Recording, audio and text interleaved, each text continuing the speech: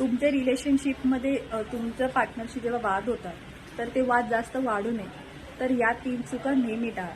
तर पहिली चूक आहे की यामध्ये जेव्हा तुम्ही तुमच्या पार्टनरशी भांडतात, वाद होतात, तर त्यामध्ये तुम्ही तुमचं करंट इश्यूसोबत पास्ट इश्यूसुद्धा इन्व्हॉल्व करतात. तर ते इन्व्हॉल्व होऊ नये याची काळजी घ्या, त्यामध्ये तुमचे वाद जास्त वाढणार नाही. दुसरं आहे की जेव्हा तुमच्या दोघांमध्ये कुठल्या तरी गोष्टीचा वाद होते त्यामध्ये तुम्ही थर्ड पर्सनला इन्व्हॉल्व करतात, तर थर्ड पर्सन इन्व्हॉल्व होणार नाही किंवा होऊ नये याची काळजी तुम्ही घेतली पाहिजे.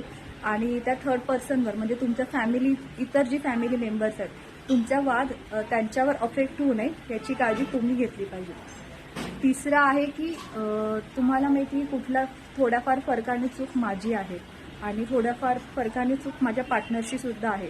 तर यामध्ये तुम्ही तुमच्या पार्टनरला सॉरी बोलायला जात नाही किंवा पार्टनरशी स्वतःहून बोलायला जात नाही, तर यामध्ये तुमचा इगो आड येतो की मी का स्वतःहून बोलू. तर त्यामुळे त्या इगोमुळे तुमचं रिलेशनशिप अजून ब्रेक होण्याचे चान्सेस असतात आणि अजून वाद वाढतात. त्यामुळे ही गोष्ट नेहमी काळजी घ्यायची की तुमच्या रिलेशनशिपमध्ये कधी इगो येऊ देऊ नका. तर या 3 चुका नेहमी टाळा.